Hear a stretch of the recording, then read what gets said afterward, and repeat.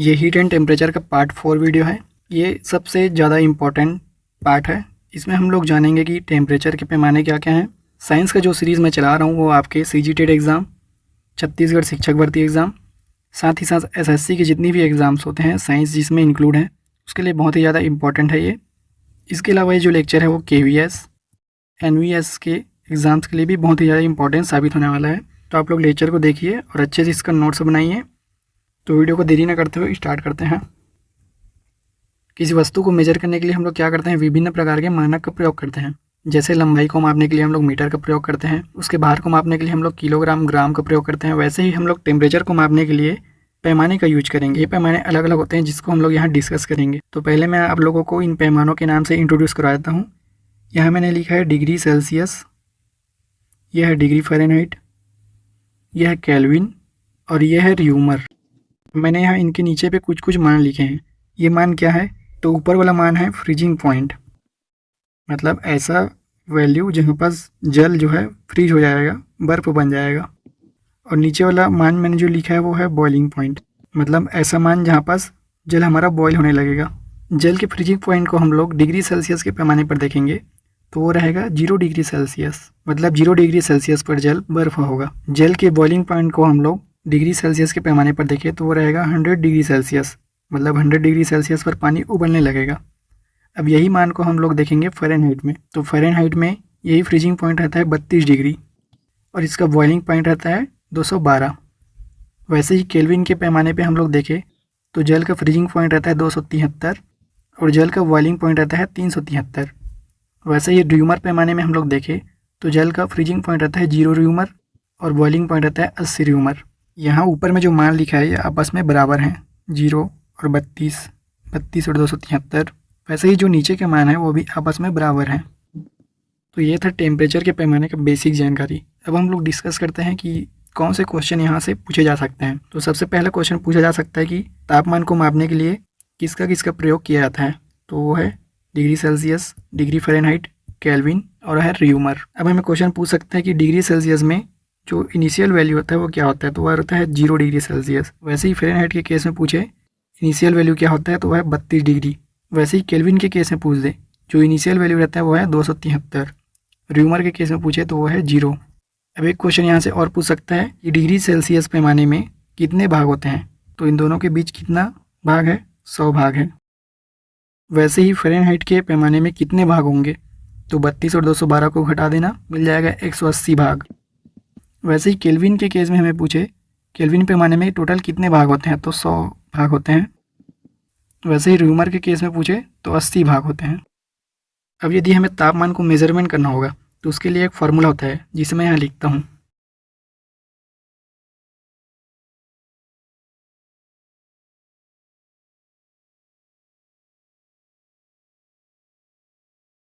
तो यह है तापमान को मेजरमेंट करने का फार्मूला, जिसमें पहले लिखा है टेम्परेचर माइनस इनिशियल टेम्परेचर, फिर नीचे लिखा है final point minus initial point.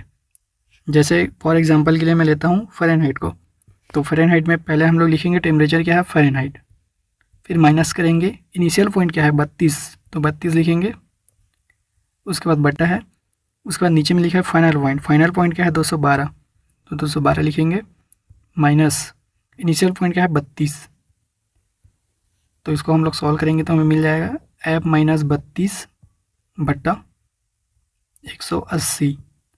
तो ये हो गया हमारा फ़ारेनहाइट का फार्मूला। वैसे ही हम लोग सभी का फार्मूला निकाल सकते हैं यहाँ से। इस सिंगल फार्मूले से हम लोग सारे टेम्परेचर के पैमाने का फार्मूला निकाल सकते हैं। और एग्जांपल लेते हैं हम लोग, जैसे कि मैं लेता हूँ केल्विन को। केल्विन टेम्परेचर है केल्विन माइनस इनिशियल पॉइंट कितना है 273 और नीचे में लिखना होता है हमें final point minus initial point. तो फाइनल पॉइंट और इनिशियल पॉइंट का अंतर कितना है 100 है, तो नीचे 100 आ जाएगा। तो ये हो गया केल्विन का फार्मूला। वैसे यदि हमें र्यूमर का निकालना हो तो र्यूमर लिखेंगे हम लोग, फिर माइनस करेंगे 0 और नीचे में लिख देंगे 80, क्योंकि दोनों का अंतर 80 है। तो ये हो गया र्यूमर का फार्मूला। वैसे यदि हमें सेल्सियस का लिखना हो तो सेल्सियस माइनस 0 बट्टा 100, मतलब कि C/100, यह है सेल्सियस का फार्मूला। इसे हम लोग आगे और डिस्कस करेंगे नेक्स्ट स्लाइड। यहाँ मैं एक ही लाइन में सेल्सियस, फ़ारेनहाइट, केल्विन और र्यूमर का फार्मूला को लिख देता हूँ। सेल्सियस का मान हमने निकाला था C-0/100 बराबर, सारे मान आपस में बराबर रहेंगे। फ़ारेनहाइट का मान निकाला था मैंने F-32/180 बराबर, केल्विन का मान निकाला था मैंने K-273/100। र्यूमर का मान मैंने निकाला था र्यूमर/80। ये र्यूमर का मान मैंने यहाँ निकाला था र्यूमर -0 मतलब कि ये हो गया R/80। अब इस फार्मूले को हम लोग सरल करते हैं। तो हम लोग सरल करने के लिए क्या करेंगे, जो नीचे का जो पोर्शन है उसमें हम लोग 20 का डिवाइड कर देंगे। तो इसे हम लोग 20 से काटेंगे तो क्या होगा, ये 20 से कटेगा, ये भी कटेगा, ये भी कटेगा और ये भी कटेगा। तो हमें फाइनली वैल्यू क्या मिल जाएगा, C/5 बराबर F-32/9 बराबर K-273 बराबर र्यूमर/4। ये हो गया हमारा फाइनली मान। इस फार्मूले का प्रयोग करके हम कोई भी तापमान को मेज़रमेंट कर सकते हैं। हमें फार्मूला याद भी नहीं करना पड़ेगा, हमें बस पता होना चाहिए टेम्परेचर क्या है, उसका इनिशियल वैल्यू क्या है और दोनों के बीच कितने भाग हैं। तो यहाँ से हम लोग मान निकाल सकते हैं। इस स्लाइड में हम लोग देखेंगे कि सेल्सियस का फार्मूला और फ़ारेनहाइट के मध्य क्या संबंध है। तो पहले हम लोग इन दोनों के मध्य संबंध जान लेते हैं, उसके बाद फिर इसका आंसर भी देखेंगे। सेल्सियस का फार्मूला होता है C-0/100 बराबर, फ़ारेनहाइट का फार्मूला होता है F-32/180। अब इसे हम लोग 20 से काट देंगे तो ये हो जाएगा C/5 बराबर F-32/9। तो यह है फ़ारेनहाइट और सेल्सियस के मध्य संबंध।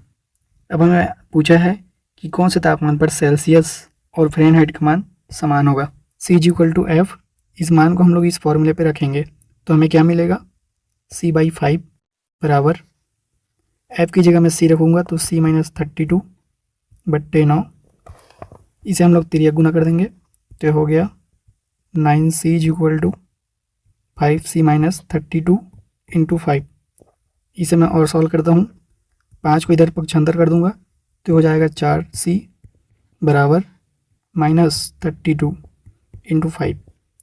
अब 4 से 32 कट जाएगा 8 बार में, 8 और 5 गुना हो जाएगा तो हमें सेल्सियस का मान मिल गया -40 डिग्री सेल्सियस।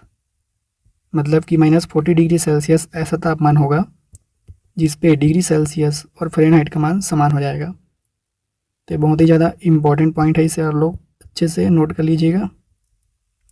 और यह है हमारा कन्वर्जन, कैसे हम लोग कन्वर्ट किए हैं और हमें यह मान मिला है।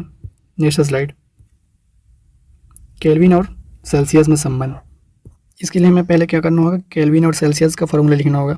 तो सेल्सियस का क्या होता है, सेल्सियस माइनस इनिशियल टेम्परेचर 0/100 बराबर, केल्विन का क्या होता है K माइनस इनिशियल टेम्परेचर 273 और नीचे में रहता है उन दोनों का भाग कितना है, 100। तो यहाँ से तो ये 100 कट जाएगा तो हमें मिल गया C = K माइनस 273। तो यह है हमारा केल्विन और सेल्सियस के मध्य संबंध। अब नीचे मैंने पॉइंट लिखा है जो बहुत ही ज़्यादा इंपॉर्टेंट है, सेल्सियस और केल्विन का मान कभी भी समान नहीं हो सकता। इस फार्मूला को हम लोग कुछ इस तरह से भी लिख सकते हैं, K = C + 273। ये -273 इधर पक्षांतर हो गया तो प्लस हो गया, ये मतलब कि जो केल्विन का मान रहेगा वो सेल्सियस से 273 प्लस रहेगा। मतलब कि केल्विन का मान हमेशा बड़ा रहेगा सेल्सियस से। नीचे मैंने यहाँ लिखा है कि केल्विन का मान हमेशा सेल्सियस से 273.15 ज़्यादा रहेगा। यहाँ से 273 लिखा है और यदि हम लोग स्टैंडर्ड मान देखें तो 1.5 रहता है ये, तो इससे फ़र्क नहीं पड़ता, आप लोगों को ये याद रहना चाहिए 273 है। नेक्स्ट स्लाइड, सेल्सियस और र्यूमर में संबंध। तो इसके लिए पहले हम लोग सेल्सियस और र्यूमर का फार्मूला लिख लेते हैं। सेल्सियस का फार्मूला होता है C माइनस इनिशियल टेम्परेचर 0/100 भाग, र्यूमर का क्या होता है र्यूमर -0/80 भाग। अब नीचे के भाग को हम लोग काटेंगे तो एक कट जाएगा और हमें मिलेगा C/5 = R/4। अब हमें निकालना है र्यूमर और सेल्सियस के मध्य संबंध। तो एक बार हम लोग क्या करेंगे, 5 को इधर भेजेंगे तो ये क्या हो जाएगा, C = R × 5/4। अब इसे यदि मैं 100% से गुना कर दूँ तो क्या होगा, 4 से कट जाएगा 25 बार में, और 25 पंजे 125। तो यहाँ से एक रिलेशन निकल गया कि सी का मान आर से 125% ज़्यादा होता है। तो यह है सेल्सियस और र्यूमर में संबंध। हम लोग एक संबंध और निकाल सकते हैं यहाँ से। यहाँ था C/5 बराबर R/4। अब यदि 4 को मैं इधर भेज दूँ तो ये क्या हो जाएगा, C into 4/5 is equal to rumour. अब इसे यदि मैं 100% से गुना कर दूँ तो ये 5 इसको कितने बार में काटेगा, 20 बार में। ये दोनों आपस में गुना होकर कितने बन जाएंगे, 80%। C बराबर R, मतलब कि र्यूमर का मान सेल्सियस के 80% के बराबर होता है। तो ये दो संबंध बहुत ही ज़्यादा इम्पॉर्टेंट है जो आपके आगामी एग्जाम्स में पूछे जा सकते हैं। Next slide. अब यहाँ पास मैं कुछ पॉइंट लिखा हूँ जो घटना चक्र में दिया गया था, तो इसलिए आप लोग नोट कर लीजिएगा। सेल्सियस और केल्विन का मान कभी भी समान नहीं हो सकता, इसे हम लोग पीछे देख चुके हैं। केल्विन का मान हमेशा सेल्सियस से 273.15 ज़्यादा होता है। किस ताप पर सेल्सियस और फ़ारेनहाइट का मान समान होगा, तो इसे भी मैं आप लोग को बताया था कि -40 डिग्री सेल्सियस पर सेल्सियस और फ़ारेनहाइट का मान समान हो जाता है। किस ताप पर र्यूमर और सेल्सियस बराबर होगा, तो यह है 0 डिग्री सेल्सियस। ये मैंने बताया था, इसको लिख लो आप लोग।